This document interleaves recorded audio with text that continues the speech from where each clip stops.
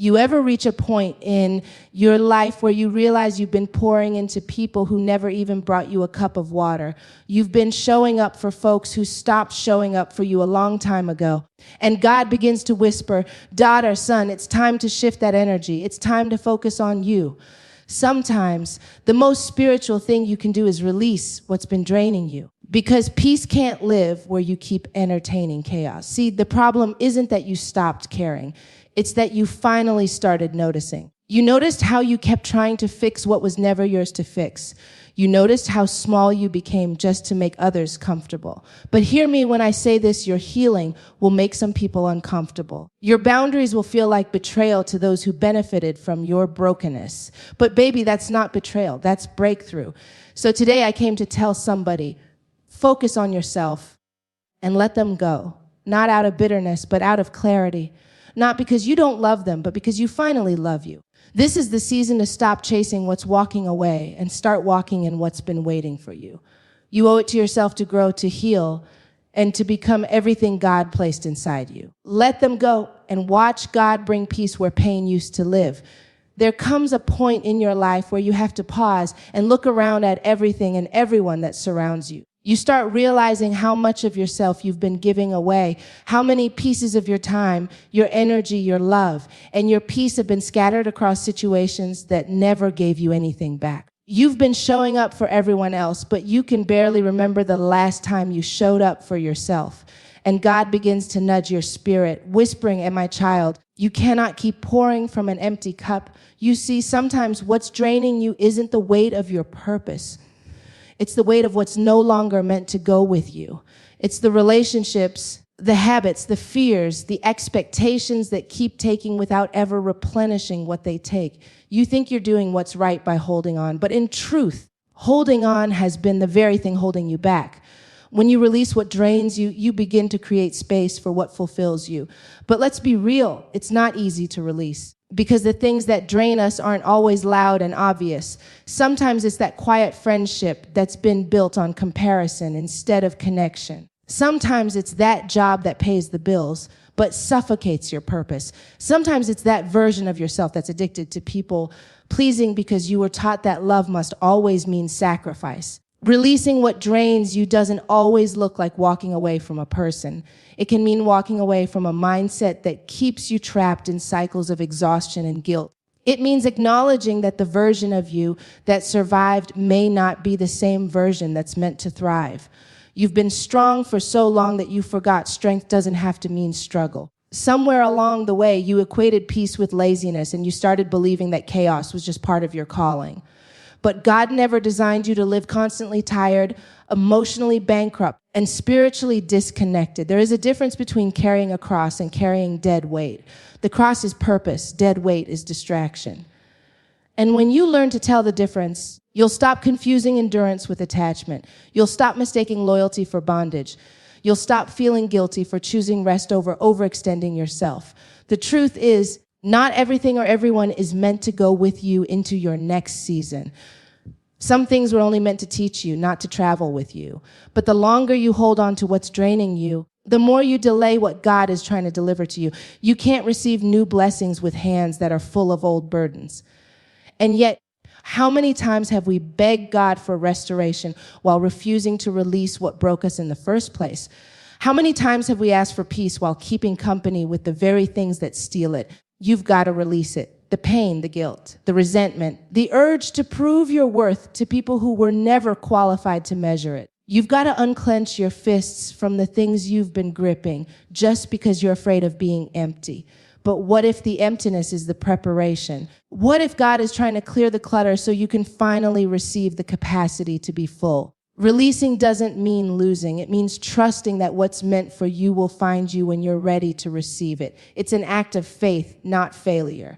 Because the truth is, everything you release creates room for what's divine. When you let go of what drains you, your perspective changes. Suddenly you start hearing your own voice again. You start dreaming again. You start recognizing that peace is not a luxury, it's a lifeline. You stop apologizing for needing space. You stop shrinking yourself just to fit into places you've outgrown. You start realizing that the silence you were once afraid of is actually sacred. Because in that stillness, you meet yourself again. the version of you that remembers who you are, not just what you've been through. That's where healing begins. That's where wholeness starts. And I know releasing can feel like rejection. It can feel like you're abandoning something or someone. But baby, you're not abandoning them. You're choosing you. You're choosing to stop bleeding in the name of being available. You're choosing to stop rescuing people who refuse to swim. You're choosing to stop explaining your peace to people who thrive on your chaos. Because no matter how kind, loving, or giving you are, you cannot save people who are committed to staying the same. You can't help others breathe if you're drowning. When you finally release what drains you, something beautiful happens. You begin to rise. You begin to see how much lighter life feels when you're not carrying the unnecessary. You start to attract things and people that match your healed energy instead of your hurting one. The conversations become deeper, the opportunities become clearer, and your heart feels freer. You start noticing that what once felt like a loss now feels like liberation. What once made you cry now makes you grateful, because you realize that everything you released was never meant to define you. It was meant to refine you. And maybe you've been afraid of who you'll be without the weight. Maybe the struggle became your identity. Maybe the drama became your distraction. Maybe the pain became your proof that you were still trying. But God didn't create you to live in cycles of depletion. You were created to overflow, to be abundant, to radiate purpose, not exhaustion. So yes, it's time to look at what's been draining you and call it by its name. Whether it's fear, doubt, insecurity, toxic relationships, or your own self, sabotage, it's time to say, no more sacrificing your peace for temporary approval. No more investing in people who only withdraw from your spirit. No more mistaking attachment for alignment. You don't have to keep proving your value by enduring pain. You are allowed to choose joy. You are allowed to walk away from what no longer feels like home. You are allowed to rest. You are allowed to heal. Because when you release what drains you, you give yourself permission to be restored by what fulfills you. That's when you start realizing that fulfillment doesn't come from validation. It comes from alignment. It comes from living in rhythm with what God placed inside of you. It's not about being busy. It's about being purposeful. It's not about how much you give. It's about how intentionally you give. It's about pouring from a place of overflow, not emptiness. Because when you're filled with purpose, love, and peace, what you give to others becomes more powerful, more authentic, and more sustainable. But to get there, you've got to unclog your soul from what's been draining it. Some of you have been trying to rebuild your life with tired hands. You've been asking for breakthrough while still holding on to brokenness. You've been trying to run toward your destiny while dragging the weight of your history. But release is the bridge between the two. Releasing isn't weakness, it's wisdom. It's saying, I can't heal in the same space that hurt me. It's acknowledging that peace costs something, and you're finally willing to pay the price. So if you've been feeling tired, drained, or stuck, it's not because you're lazy or ungrateful. It's because your spirit is craving release. You've outgrown some things. You've outgrown some people. You've outgrown some patterns.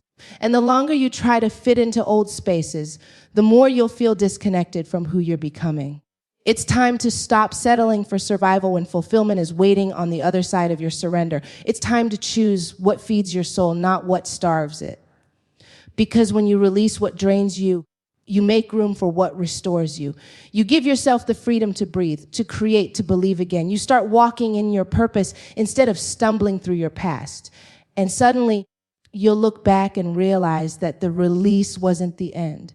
It was the beginning of becoming everything you were meant to be. There comes a moment when you finally look around and realize how much of yourself you've been pouring into everyone else. You've been giving time, energy, grace, and love until there's barely anything left for you. And deep down, there's this quiet whisper saying, you can't keep living this way. Sometimes what drains you doesn't look dangerous. It looks familiar. It's the same conversation that leaves you empty, the same habit that steals your focus, the same thought that tells you you're not enough. Releasing what drains you isn't an act of coldness. It's an act of courage. It's choosing to believe that your peace is worth protecting, that your energy deserves direction, not depletion. Releasing takes faith because the things that drain you often disguise themselves as comfort.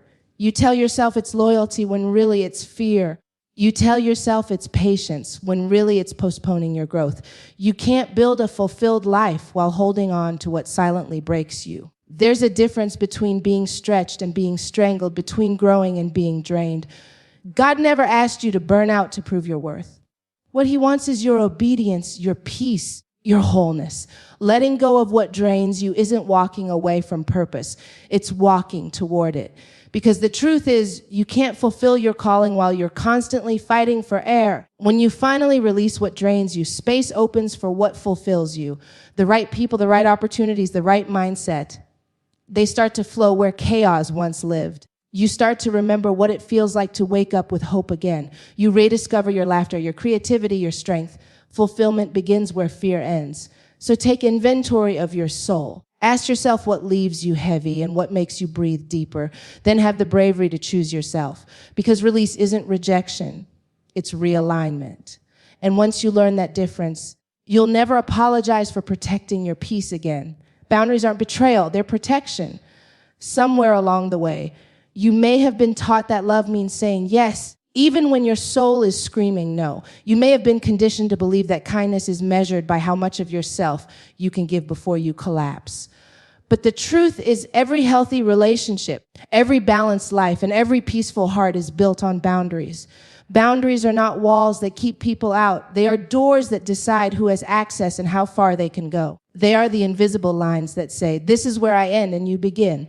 When you understand that, you stop feeling guilty for protecting what God entrusted to you, your energy, your purpose, your peace. Because the people who truly love you will never be offended by the boundaries that protect you. Boundaries are acts of wisdom, not warfare. They are the language of self-respect spoken through action. When you say, I can't do that today, you're not being selfish, you're being sincere. When you say, that tone doesn't work for me, you're not creating distance, you're creating dignity. Boundaries clarify your standards. They show the world that your time has value, your emotions have depth, and your presence has purpose. Without them, you become a servant to everyone else's urgency, and your life starts to revolve around other people's expectations instead of God's direction. You can't fulfill your calling if you're constantly running on emotional fumes, trying to please people who were never meant to be your assignment. The thing about boundaries is that they often reveal who was only attached to your compliance. Some people will love you as long as you stay silent, as long as you stay available, as long as you stay small enough to make them comfortable. The moment you say, I can't keep doing this, or I need time for myself, they start to withdraw because they were never in love with you. They were in love with what you provided. That's why setting boundaries can feel like betrayal, but it's not, it's exposure. It exposes who was truly there for you and who was there for their own benefit.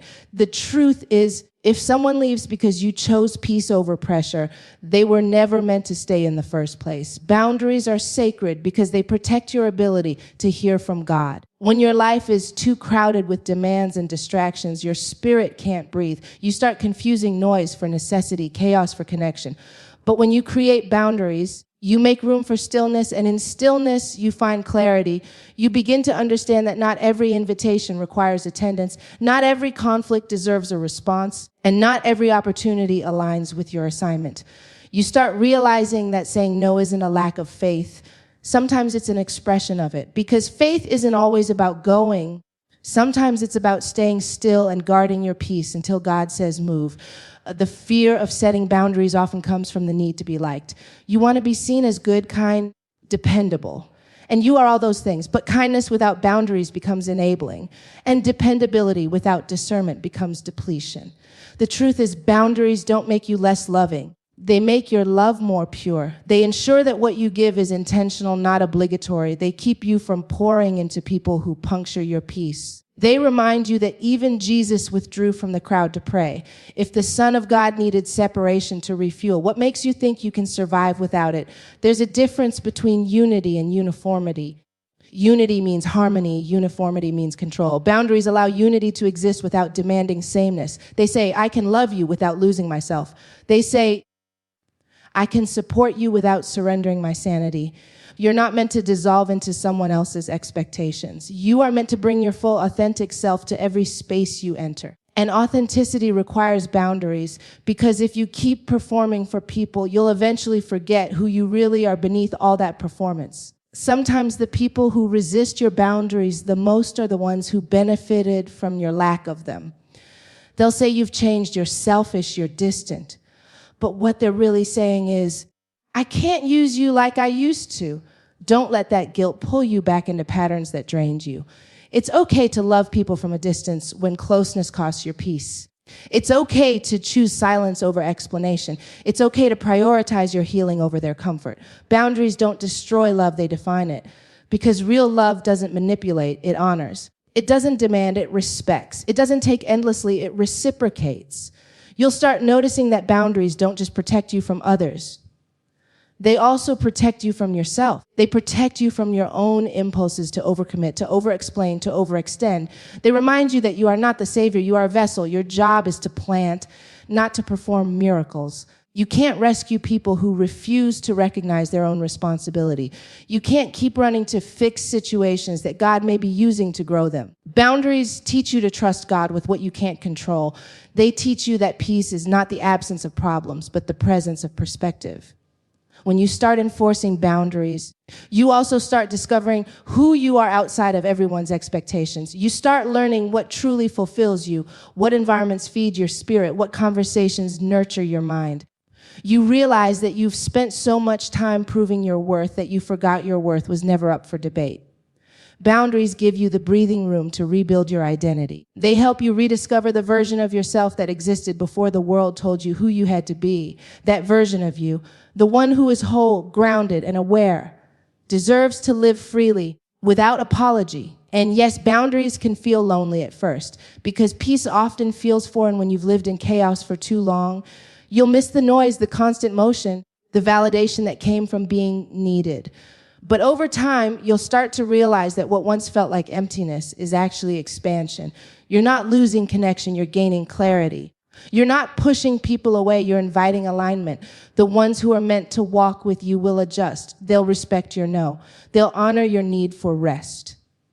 They'll value you for who you are, not just for what you offer. Boundaries also strengthen your faith because every time you say no to something that drains you, you're saying yes to something divine. You're saying yes to peace, yes to healing, yes to purpose. Boundaries remind you that your worth doesn't come from being constantly available. It comes from being authentically aligned. You are not responsible for everyone's happiness. You are not obligated to fix what's broken in others at the expense of what's whole in you. You are allowed to be present without being consumed, loving without being lost, giving without being emptied. There will come a moment when you look back and realize that boundaries didn't break you. They built you. They taught you how to stand tall in your truth, how to discern between obligation and calling, how to walk in grace without becoming a doormat. You'll see that the peace you found isn't accidental. It's the fruit of discipline, of knowing when to say enough, of trusting that God can handle what you release. Boundaries aren't punishment, they're protection. They guard the garden of your soul so your spirit can flourish without fear. They are the quiet strength that allows you to love deeply, lie freely, and stand firmly in who you were always meant to be. Letting go isn't losing, it's making room for growth. There's a moment in everyone's journey where you realize that what you've been clinging to is no longer carrying you forward. You keep holding on because it's familiar, not because it's fruitful. You keep revisiting the same chapter, hoping the ending will change, but it doesn't. The truth is, letting go isn't the end of your story. It's the turning of a page. You can't step into what's next if you're still anchored to what was. Growth requires release, and release requires trust. It's not easy to let go, especially when your heart still remembers the moments that once made you feel alive, but staying attached to what no longer serves you will suffocate the space where new life is meant to bloom. Letting go doesn't mean you stop caring. It doesn't mean you erase the memories or pretend that it never mattered. It simply means you are choosing peace over pain, alignment over attachment, evolution over stagnation. Sometimes you have to let go of people you love, not because they're bad, but because they no longer fit the season you're walking into. Sometimes you have to let go of versions of yourself that were built for survival, but are too heavy to carry into your purpose. Sometimes you have to let go of control and trust that God's plan is bigger than your preference. When you start releasing, you're not losing, it's just that your hands are being emptied so they can receive something better. Growth is impossible without loss, and loss is often misunderstood. We think growth should feel good, But the truth is, it often hurts before it heals. Just like a seed must break open before it grows, something in you has to crack open before transformation begins. That cracking is uncomfortable, but it's sacred. It's the sound of who you are making space for who you're becoming. So don't resist the stretching. Don't fight the pruning. When God starts removing things, he's not punishing you. He's preparing you. He's teaching you how to travel light so you can rise higher. You can't soar while still clinging to what keeps you grounded in yesterday's story. Letting go is also an act of self-respect. It's you telling your heart, I deserve more than to keep settling for what hurts. It's realizing that closure doesn't always come from a conversation. It comes from a decision. You may never get the apology, the explanation, or the validation you think you need, but you can still choose freedom. You can still choose to stop rehearsing pain that's already past. You can still choose to forgive, not because they deserve it, but because you do. Forgiveness doesn't mean reconciliation. It means releasing the emotional debt so your soul can breathe again. Because you can't heal while holding on to what hurt you. You can't build while clinging to what's broken. Sometimes the hardest person to let go of is the old you. The one who tolerated too much, stayed too long, dimmed their light to be liked, or accepted less because they didn't know their worth. But even that version of you deserves grace. They did the best they could with what they knew. But now you know better, and knowing better means doing better. Growth demands that you honor who you were but refuse to stay there. Every time you choose healing over habit, you're letting go of the old you. Every time you choose silence instead of reaction, you're letting go. Every time you choose peace instead of proving your point, you're letting go. Letting go becomes a daily practice of faith. Faith that what's meant for you won't pass you by, and what left you is never meant to stay. We often think that holding on is strength, but sometimes it's the fear of emptiness that keeps us stuck. We're afraid of who we'll be without the things we've always leaned on. But what if the emptiness isn't something to fear, it's something to fill? What if it's God clearing space for something sacred, something sustainable, something that won't drain you? When you release what's temporary, you make space for what's eternal. When you stop forcing what's fading, you start attracting what's real. There's power in surrender and peace in release. Letting go doesn't shrink you, it shapes you. It teaches you to find stability within yourself instead of in the things that keep shifting around you. And yes, letting go is often lonely. There are seasons when you'll have to walk away from familiar faces, familiar patterns, and familiar comforts. You'll have moments where it feels like everything is leaving at once, but that's not loss. It's alignment. God is not taking things from you. He's clearing the path for what's been waiting to find you. There's beauty in the in-between. Even when it feels like nothing is happening, that space between release and renewal is where your roots deepen. That's where you learn patience, faith, and endurance. That's where you learn to rely on peace that doesn't depend on people.